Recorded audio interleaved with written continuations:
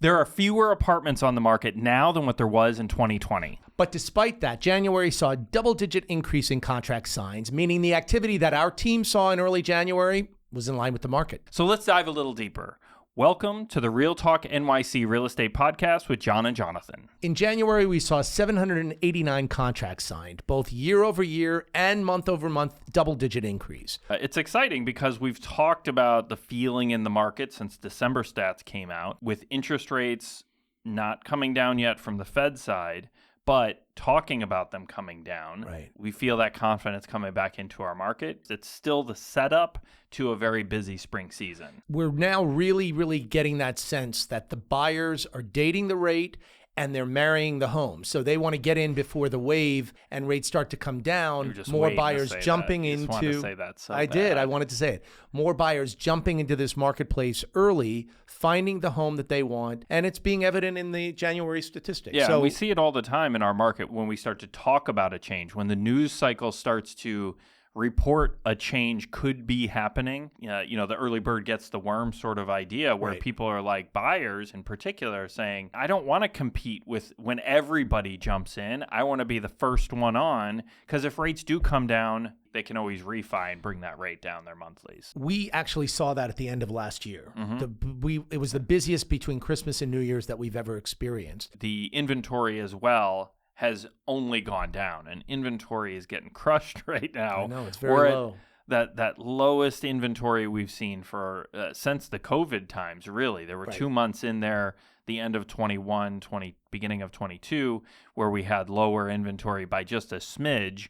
But that just means the older listings that are getting swallowed up. Nobody's putting new listings on the market in January. Or they're Typically, slowly coming on. they start to trickle on. This is like the floodgates aren't open yet. The inventory numbers are speaking to that as well, and that shortness, that starving the market for inventory, will only help activity, actual contracts being signed with new listings that hit the market in the spring, whether that's February, March, April, Correct.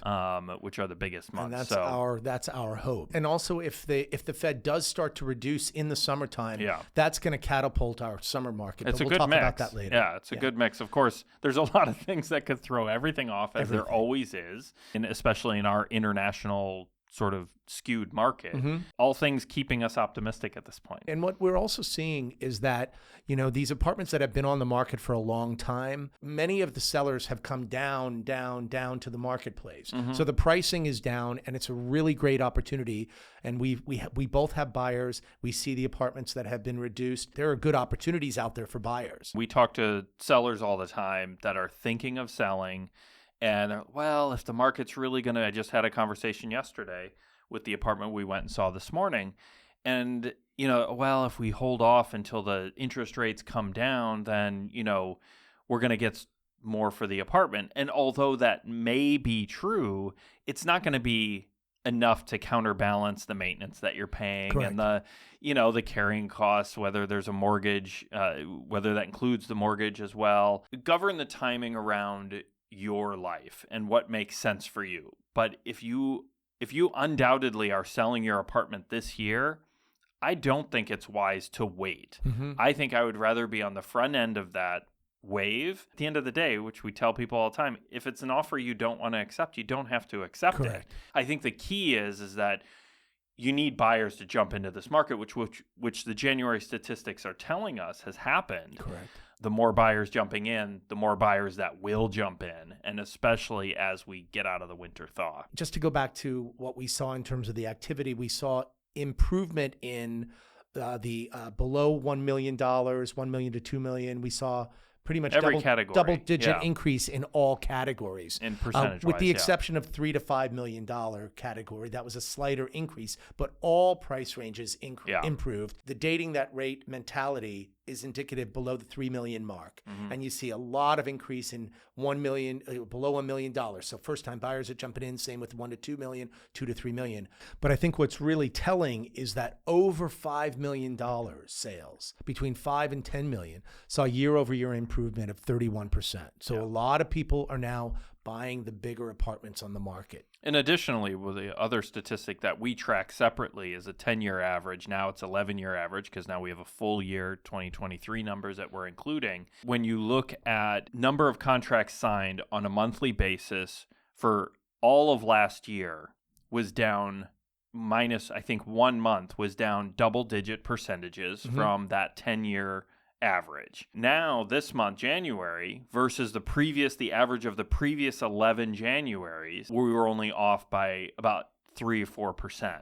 So much better there as well. So just looking at relative to what the market typically trades, we're doing much better than what we were all of last year. Major improvement in our marketplace. Yeah. And I would say one of the stopping points to those statistics has been the inventory. That's right. We have low inventory. So there's a threshold as to what people are willing to pay. Sometimes to buy a place, people will be willing to do a renovation.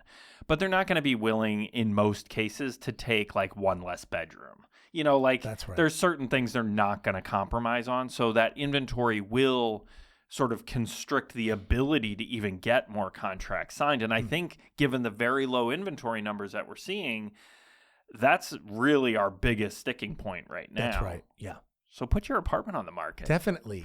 But also I think too that in terms of the apartments which need the renovation versus the ones which are totally renovated or really, really beautiful, they're primarily selling faster, but there still remains not only a tremendous amount of value on the apartments which need renovation, but more buyers are starting to see that, I think. Listen, I just had a conversation with an attorney that we work with all the time. I've known him since I got into the business 22, 23 years ago and have worked on hundreds of transactions with him. And he said, "Is your market going crazy?" I go, we're seeing more activity and we feel it. And we just got our stats and it looks like the stats are in line with everything's starting to move a bit more. He goes, Westchester County, he said, it's like blowing up. He said, he has 7 new transactions in the works. And pretty much every one of them was multiple bid situations. Now, we're not here to dissect Westchester County real estate, and I'm just going off of that one conversation. That could be indicative of what we're going to be seeing here and hoping to see over the spring market. And, we've had a lot of apartments go off the market over the holidays, and now they're starting to come on, and we've noticed increase in the activity level in terms of the numbers of showings that we're seeing on these apartments. Talk about days on market, which we saw an increase in days on market at 170. Yeah. Those apartments that were transacted on in January were more than likely on since the fall. But chances are they were on much longer than that, obviously, because now the days on market ticked up double-digit percentage-wise. So it doesn't really tell us anything, but it does tell the same story as the other statistics. So if you are a seller and you have an apartment, whether it needs renovation or not, and you are committed to selling this in the next year, let's say, reach out to us and we will help you through it. There is a lot of work to get it on the market in most cases, especially if it's an apartment that needs work. But now is the time to get on the front end of that wave of what we think is going to be happening, which is a lot of inventory coming on the market. You can never time it perfectly. Our suggestion would be reach out, whether it's to us or you already have a trusted advisor. We prefer us, of course. We will help you through that and making the decision because you need to get started now. You want to get it on the market, in my opinion, in our opinion, sooner rather than later.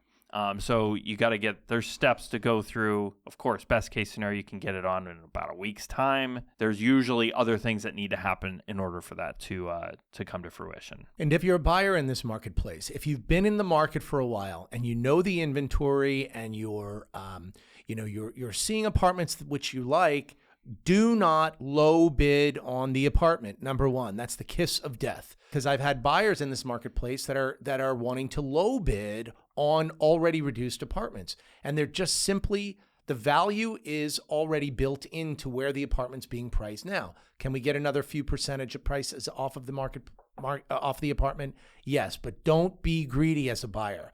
And there are plenty of good apartments out there. And if you're contemplating coming into the marketplace, now is a really good time to learn the inventory. There's less inventory, like we discussed, on the market. But then more properties will come on this spring market. You'll be knowledge, you'll be intelligent, your ducks will be in a row, and then we'll be able to help you to secure. Yeah, get your ducks in a row. Get your ducks in a row and be buttoned up. If you're working with a good experienced agent, they're going to, especially if you're looking to buy in a co-op, you got to get your intro letter ready to go with the offer, financial statement, pre-approval letter. Like, get those things lined up. Have the conversations with the bank at a minimum, just so that you know exactly what you're taking on here in terms of cost, etc. Exactly. So get ready, get set, and then go buy the place. I'm going to hold on to my seatbelt. If all things stay copacetic, we'll be okay. As long as nothing major happens. Nuclear attack? Yeah, bombs. But then who cares? We have an election. We're not going to talk about that until September. And with that, I love seeing you. Good to see you. It's been a while. Back in the stew. So be healthy, safe, and most of all, remain in gratitude. Thanks for watching. We'll see you next time. Thanks for watching or listening to the Real Talk NYC Real Estate Podcast. If you want to find us online or sign up to get our monthly and quarterly market stats, come on over to our website, GasdaskaConlonTeam.com, or you can find us on all social media with the handle @GasdaskaConlonTeam. If this show was helpful, entertaining, or informative, consider telling friends and family or leaving us a review on Apple Podcasts. Thanks for tuning in. Be sure to subscribe to the podcast so you don't miss our next episode, and we'll see you next time.